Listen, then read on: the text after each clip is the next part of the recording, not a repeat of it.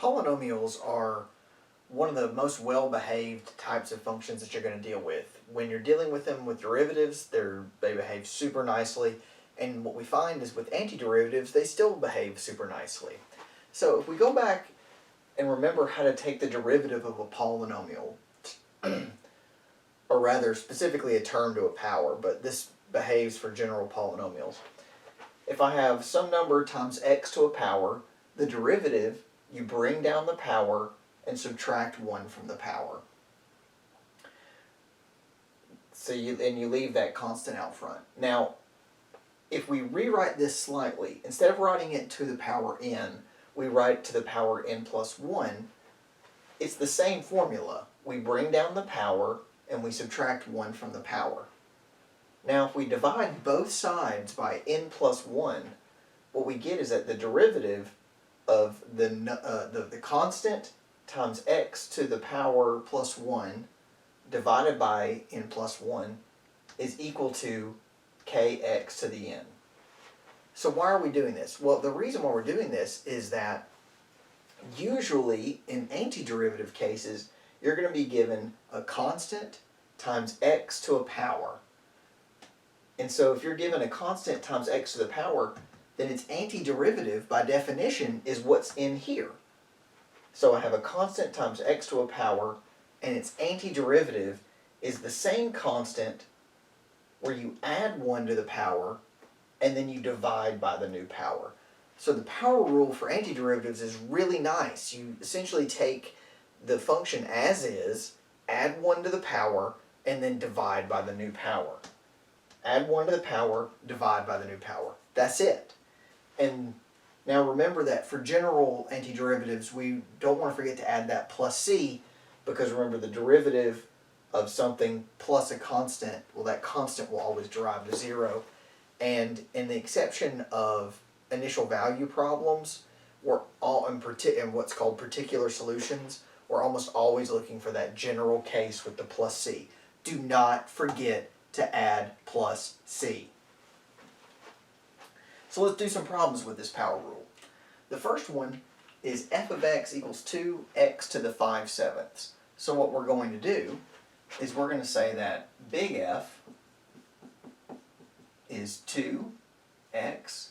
We add 1 to the power, so that's going to be 12 over 7. And then we divide by the new power, 12 over 7. But that's pretty ugly, so let's do some reciprocals. So that's 2x to the 12/7 over 1 times 7 over 12, which gets us 7 over 6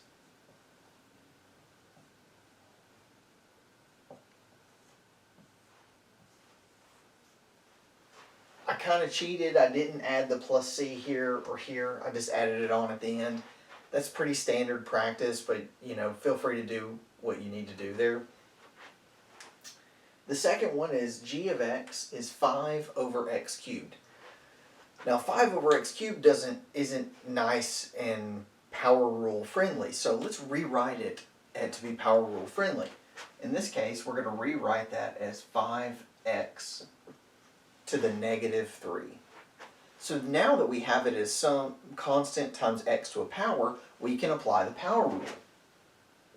So I'm going to say big G for its antiderivative. And you can really use any function you want, but convention will say that if you use a little or a lowercase letter here, you're going to use the uppercase letter for its antiderivative. That's, again, just all convention. So we add 1 to the power. Now notice in this case, adding 1 to the power makes it -2, not -4. And then we divide by the new power.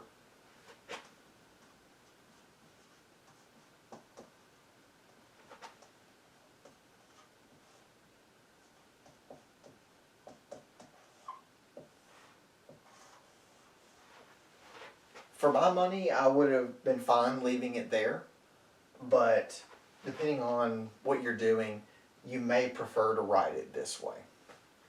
And one thing that's neat about writing it this way is that you notice that the power kind of walks down when it's in a denominator, versus when x is on top or a numerator, the power walks up. That's the nature of it being negative powers versus positive powers. And then finally, we have h of t is 63t to the 6th. Now this one's easier in terms of the math, but t might throw you off. But the structure's the same. We're going to add 1 to the power and then divide by the new power.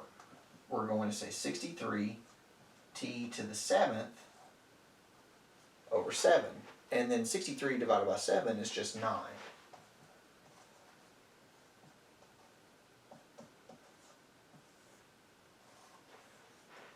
So something you can do here to validate your answers is to check by differentiating. So if we take this and we take its derivative, if we take the derivative of this function, this piece derives to 0, and then this becomes 7/6 times 12/7 x to the 5/7.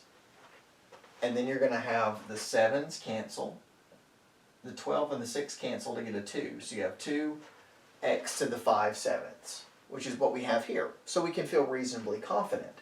Similarly, if we take this one, and let's say we had the plus c there, and take its derivative, we get negative 5/2 times negative 2x to the negative 3, plus 0 from the derivative of the constant.